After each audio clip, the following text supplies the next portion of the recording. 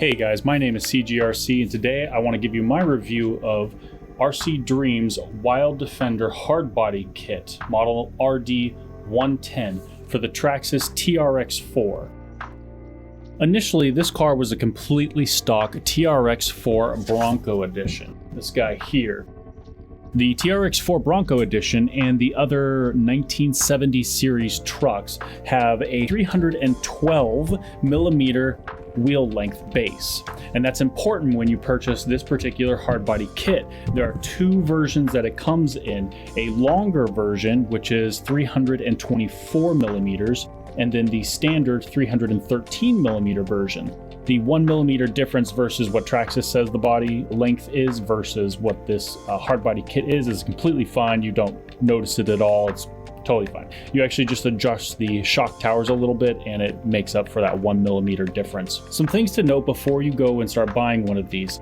Key thing is this is actually several different kits. You don't just buy this complete setup in one purchase. There are I have four separate items I had to buy to build this whole thing. It might actually even be 5. So first off is the hardbody kit itself. That is 1. Then the interior, that is 2. The interior set is sold separately. 3 is the roll cage. 4 is the luggage rack. And then 5, I got actual glass for the little mirrors. I did, however, purchase a combo of the hardbody and the interior as one. Make sure when you're going through and selecting one that you're selecting the correct wheel length. Like I mentioned earlier, there are two different versions. There's a 313 millimeter length and a 324 millimeter length. My understanding is the 324 millimeter length is for the Traxxas TRX4 High Trail. That might be incorrect, but I'm told it is for the High Trail version that matches that wheel length, or any other conversions. Even if you get the wrong one, you're just going to have to do a extension modification, which I didn't do. Like I said, I got the 113, so anything I talk about moving forward about setup will not include that modification. Now let's talk about building this thing. This is going to come in a box filled with a bunch of different parts that you're going to put together. Overall, it took me about 5 hours to assemble the hard body itself and assemble this top rack. 5.5, 6 hours to do that. It's not hard, it's just time consuming. There's a lot of little parts and it's not that bad. You just turn on a TV show and you just work through the instruction manual, putting everything together. And that is one of the pros I want to highlight. This actually comes with a solid instruction manual. Lots of good diagrams. I mean, it's not IKEA stupid proof. You do have to stare at it for a little while in some cases, but it is definitely enough. It's not just a kit. You're not just going to get dumped with, hey, figure it out. It comes with a solid system altogether. The other thing that was in the instruction manual that I really wish I would have known ahead of time was other accessories. So there's a ton of other accessories I wish I would have known about when I purchased this. For example, this engine cover. So in this compartment up here, there's this great empty space that nothing is going on in right now. I would have loved to have purchased the scale engine setup as well to go in there, but I didn't know about it. So if you do go and look at this, do spend some time looking around on the website to find some of these other systems or other model pieces like the snorkel, and I think there's some covers up here. There's a lot of little stuff that is all sold separately. It doesn't come as one thing. So something I really wish I would have known ahead of time. Now, the cost is not that much. Even when you're buying all these separate pieces, the cost overall for everything, for all these kits that I did here, was about $150 or so. The one con here, the downside to this, is that I had to buy it on AliExpress. That's the only place I could find it. AliExpress. I didn't check Banggood or anywhere else, but it did take about 3 to 4 weeks to get everything. I got held up in customs for some reason. I don't know, maybe they thought it was drugs or something, but it was held in customs for a very long time, and each individual package, it doesn't ship as one. I didn't find just a single seller of this stuff. Back to build time. So like I said, it took about 5 hours, nothing complicated, no special cutting. I did, however, because the Traxxas TRX4 has, oh, this is a bad example. Where's the other one? Here we go. This is a better example. The Traxxas TRX4 has the shock towers built into the wheel wells, and that is a problem for this particular hard body. The expected, let me pull up a picture real quick and I'll show you. The expected type of shock tower are these smaller ones. Again, I'm told that the Traxxas high trails come with these. These shock tower mounts, not expensive, and I actually was able to run down to the store and pick one up. This was one of the unexpected things that came up during the build. So this is the part number 8216 for that shock tower that you'll need. It is the only modification piece I had to pick up. It was about $8, and my local RC shop had it on hand, so I was super lucky. And was picked up the same day, and everything else went very smoothly. The one part of the build that is difficult. So like I mentioned, these are all different kits. It's not just one kit. So when it comes to the roll cage, it is an optional piece, which means the roll cage itself, where it attaches to the hard body, you have to modify that yourself. You have to cut in here. I used a Dremel and a razor blade to cut out this rectangle area, and it took a long time to do, but you cut a little rectangle area for each of the 6 mounting points, and you mount it there. You just have to go slow. It takes a lot of trial and error. Just cut slowly, and then, you know, check it. There is, on the back side, you can see, right, maybe if I don't block it, right here, there are holes that you screw into the roll cage once you have it cut, but these holes also act as a guiding point. You drill through them, you drill out through them. It gives you a starter hole of where you need to start cutting for everything else. So you drill out that hole, and then you just cut around it and make it a square. And it takes some time. I spent like an hour and a half of just meticulously cutting out the area for that. That is separate from the 5.5 hours from the build time. So like I said, I spent another hour and a half just cutting the holes to get this mounted up to it.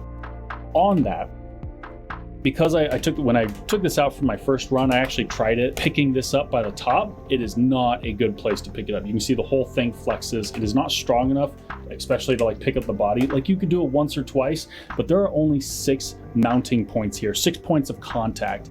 And I'm sure you could do it for a while, but I really don't recommend it. I mean, you can see it flexing. It does not like it. So don't think that you can just grab this by the top and carry it around or anything. You really should not do that. It will definitely break if you jerk it too fast. So it is more for looks than it is functional. It's not metal. It's just a hard, sort of flexible plastic. It definitely is going to protect your car in a hit or a roll. Speaking of hits and rolls, one of the main reasons I made sure I got this roll cage is because this interior area, it looks great. It is, I mean, really cool. There's lots of little like features here, but it does look pretty fragile overall. I would say if you didn't have a roll cage on here, these could pretty easily break off, you know, with one hard roll or any type of accident, really. So there, it's strong, don't get me wrong, but it's not that really super.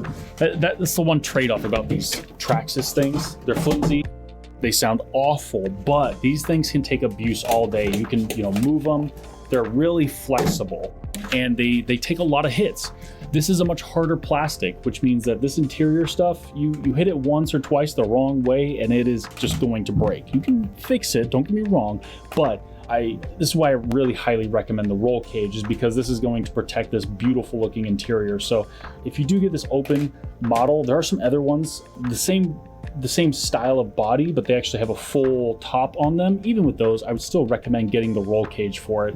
It's just going to save it in the long run. Plus, it looks really cool. So let's dig into some more of the features that come with this car. One of the really cool parts is these functioning little doors. They actually have this little button right here you have to push, and there's a latch inside that opens up. Click. This is both a pro and a con. Pro, it looks great.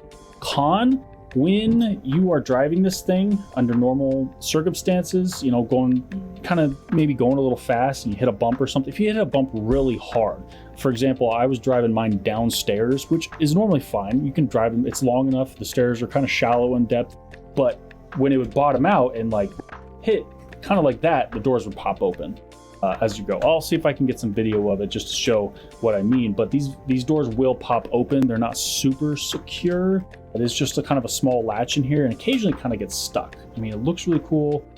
It is an awesome feature, but the latches aren't 100%. That is also effect of the body sort of flexing. So as you can kind of see right here in the door, there's this crack. If you can tell that. It's maybe hard to see on video, but you can tell the crack where the door meets up here is wider at the top than it is at the bottom. And that is because I'm using the standard mounting points on the back and the front. There are some slide releases to hold the body to, or hold the body to the frame. And with just those stock sliders in place, you do get some flex in the middle. And that's because the body here, as you can tell, if you didn't have the roll cage here, there's literally nothing but this one strip. I'll show you a little bit more later, but this one strip here is the only piece connecting the front and the back. It's a bit of a weak point, and because of that, there's a lot of flex in the center here. So they look really cool, but they can be a little problematic. I do have, there's screws in here, anchor screws, to try and screw this part of the body, the centerpiece, down more, and that is helping. But again, maybe I didn't assemble this correctly either, so maybe this is 100% my fault. Now you may be asking, how do I turn this thing on? This is actually the great part. This little door opens up and there's this little window here to get you to your ESC. You just push the little ESC button and boom, you're bleeping away and you're on and going.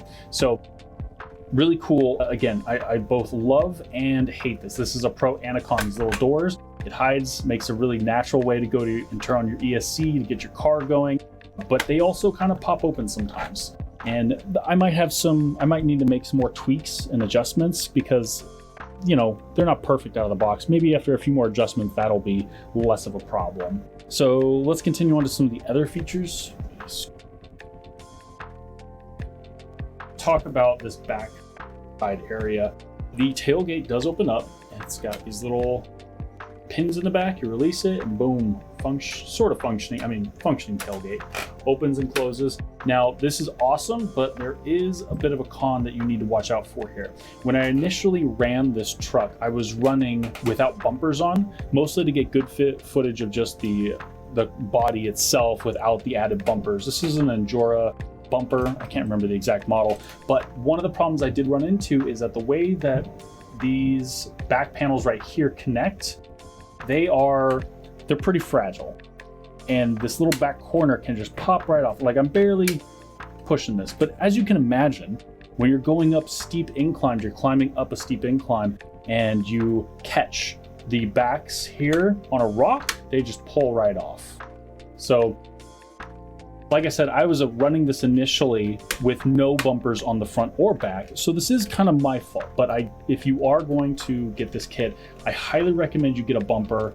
And even now with this bumper, I'm still not fully covering these corners. It's just a little bit out, but I think most of the bumper will hold it or keep it from getting caught again. And even now I'm having trouble getting it back on. It does just pop back together. So even though it does kind of rip off, it does just pop right back on. And I might glue it later on to just really hold it in place. So again, the tailgate looks great, functions great, but con, these little tabs, these little corners here can get caught pretty easily and just tear off.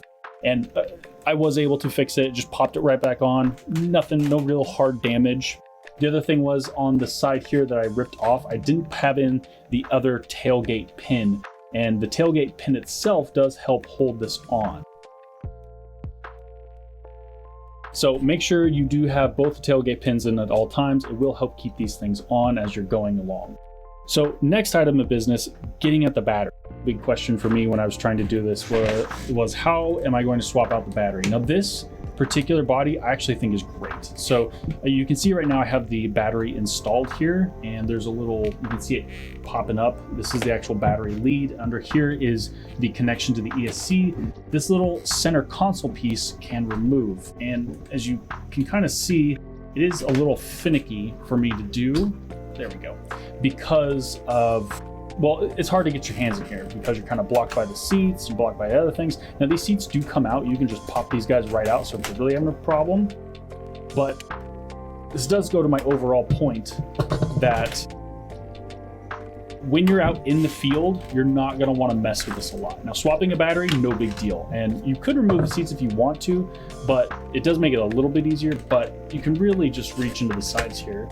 This whole center console slides forward and comes out. Now I can pull this out the back. Again, you don't have to pull out the seats. I was just doing it to show you that they can come out, but this whole center console, pretty cool. I wish they would have put some bottoms to these cup holders, because I really want to get like a little big gulp or something funny like that and put it in this cup holder.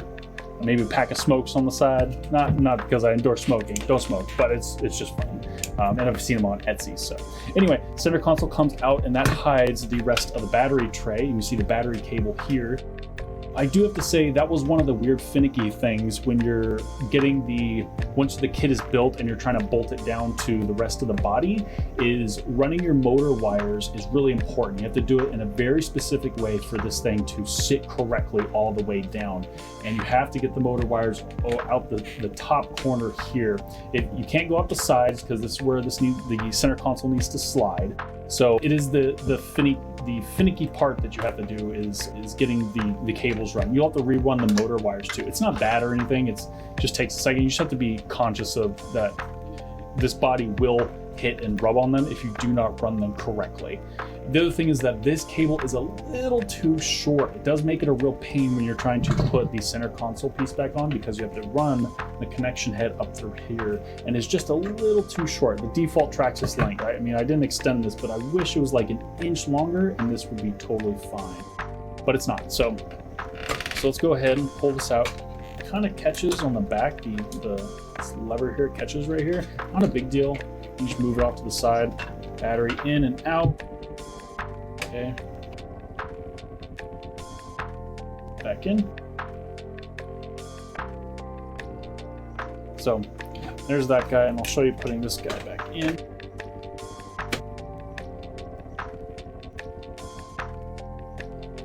You're supposed to get this little head through here. It does not like sliding. Also, it's still pretty new, so I think with some time, there we go. It'll wear in a little bit. It'll make it a bit easier to slide this back and forth. Oh no, I missed it. I missed it. Fine.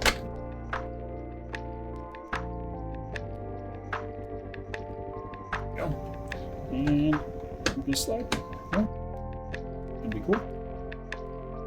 And no. You know what? It's fine. It's fine. Nope, come on. Yeah. Oh, I still missed a clip. You know what? Screw it. It's fine. It'll hold the battery down and it still looks good. I do want to tell you that the interior up here, so there is a gear shifter knob about that. This little gear shifter knob. You see them there, the two little ones? So this little one is pointing down, and I hit this thing all the time with the center console when I'm pulling out the battery, and it knocks it forward. I think though, that the way that this clips in, the little clip on the backside, I think that the center console hitting this gear shifter and pushing it up and not breaking it, but it pops out. I think it was intentional, because this does hit a lot, and if you were to glue it down, or if you had a different way of clipping it in, it would just break. So I think even though the gear shifter you can hit it sometimes when you're trying to push it off, and then you over push it off and it pushes up against this guy. I think it was made to intentionally just pop off so that it wouldn't break instead, and you can just pop it right back in, no big deal. A little bit more about this interior. The one really cool thing was that the steering wheel does actually turn. You can actually turn that, and what I'm really sure, this is a bad angle. Let's take this off. You know what? Before I show you that, let's talk about getting this thing off. One of the bigger cons here, and if you're prepared, it's not a big deal, but you're not going to want to strip this in the field strip, take the top off when you're out screwing around with it. And that's because it is very finicky to get off, and it's not easy. So I'm going to go through the process real quick.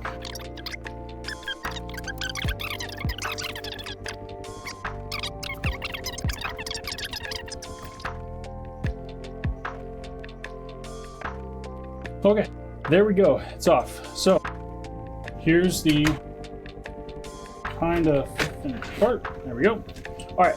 So a pro tip, when you build this guy, and I didn't know this when I first started, there are these little flat screws along the interior here.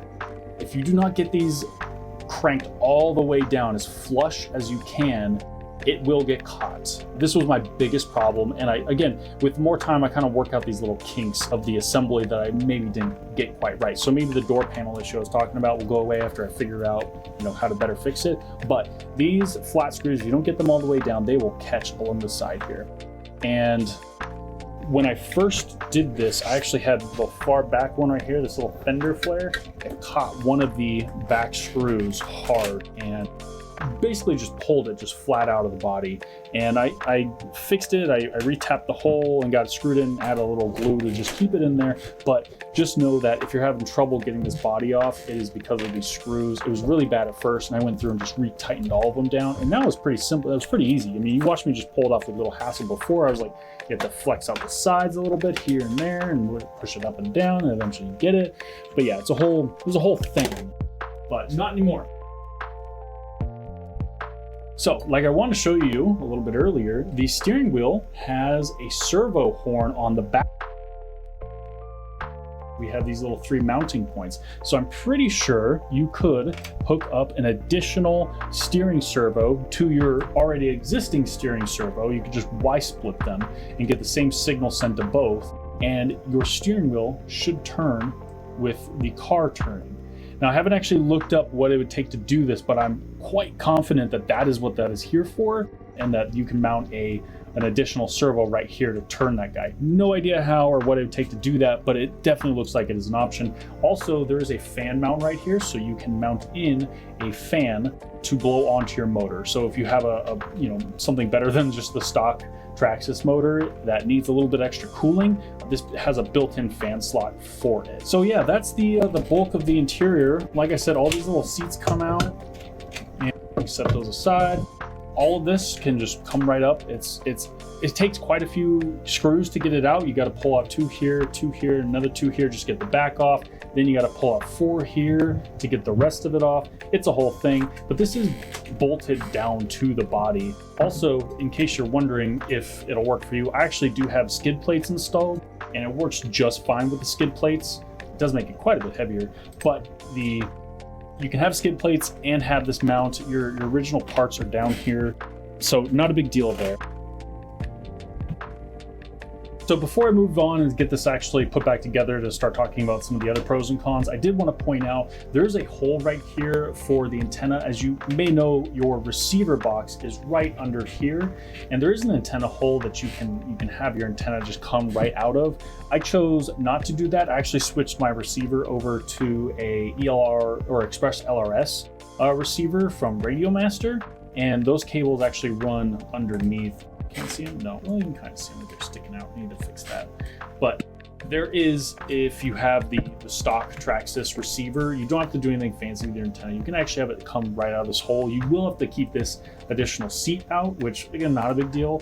But yeah, just know that there's an antenna hole just for that one, under this one seat. So you can still have your antenna, but just come straight out if you're worried about, distance or anything like that. Okay, and just like that, we've got everything back together. So, a couple of final thoughts on this. The other pro I want to point out, the last one, is that having this hard body looks very nice, very fancy, very cool. It makes the crawling experience that much more exciting because you are constantly worried and concerned, like, okay, if I take this particular line, am I going to flip it here? And am I going to roll this thing? You're not worried about it getting damaged. You're worried about it getting a lot of scratches, or, well, I guess you are worried about damage. But the point is, you think about what you're doing a lot more because you're that much more invested in making sure that you don't damage this. And it is an extra layer of realism to it that it brings, because if you were in an actual car, bodily harm aside, you would care if your weekend warrior crawling truck actually did roll and was damaged and you couldn't use it anymore. That would really suck. So this is a really great way of adding that extra layer of kind of danger, or the extra layer of fun. Additionally, so the nice thing about this body is, like any crawler truck, these sides are going to get scratched up. It's going to happen. Unless you put this on a shelf and never touch it, you are going to get this all nicked up and scratched, and that's fine. Okay, no big deal, because this particular hard ABS body I could see being very easy to put on, either with some adhesive or maybe some small screws, a metal plate, diamond metal plate, you know, even on the top or on the sides. So my plan is, once this gets all scratched up from crawling and playing around and getting in the mud and everything else, I'm going to just put metal plates along the side. Shouldn't be that hard to do. Like I said, this hard plastic should be able to take it. But my other tip for you, if you do get a really nice ABS hard body, get some of this. The SC1, it's for cars. You don't need a lot of it because it's tiny.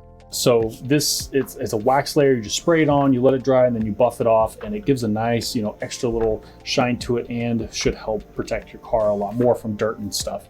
Fun story. I went on Amazon. So this right here costs about 15 bucks or so, which is a lot. I was like, this is a tiny can. I mean, like, I don't need a whole big car size. The larger bottles are like 20, 30 bucks, and they come in like 2-packs and all this other stuff.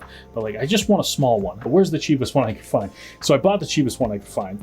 And the Amazon package shows up, and like, this doesn't feel like a can. It's too light to be a can. And then I realized I ordered an air freshener that smells like this stuff. So I guess I should read the description a little bit closer.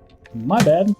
So that was fun. But anyway, that little extra stuff will help shine it, keep it nice for a lot longer. All right, so I think that's going to do it for this review. Again, this is the RCDream Wild Defender hard body, model RD110. Remember to look around. Not all these pieces are sold together, so spend your time before you purchase it. It's like I said, all of it together was about 150 bucks. And when you take into consideration that this default, you try to buy this guy right here, this is the standard Traxxas one, that one's 150 bucks. So realistically, you're getting like a way better deal for 150 bucks. So yeah, great price. It will take you a couple of weeks to get here. Definitely do not skip out on getting some actual real bumpers. I recommend some metal ones or something, but do not run this without bumpers at all. I know the clearance rates are better for crawling, but you really have to have it. This body kind of demands it if you want to keep it nice at all. Also, it's ready for a light kit as well. I didn't even talk about that, but the wheel wells that come with this, they did come with the body kit. They actually do have the light rock lights ready to install there. So those are all there. Yeah, so just before you buy, look around. I got this on AliExpress. I will leave a link down in the comments below. It's not a sponsored link. I'm not sponsored by this at all. I wish, but I'm not. I'm not that cool. I really like this. I like this particular open body style because I have another project that's coming up that I will hopefully have a video on here in the future. This car's body just fit what that next project will be. So yeah, if you don't mind, you know, this is my first YouTube video, or one of the first. So if you don't mind, give me a like or subscribe if you found this useful. Again, my name is CGRC, and thank you for watching.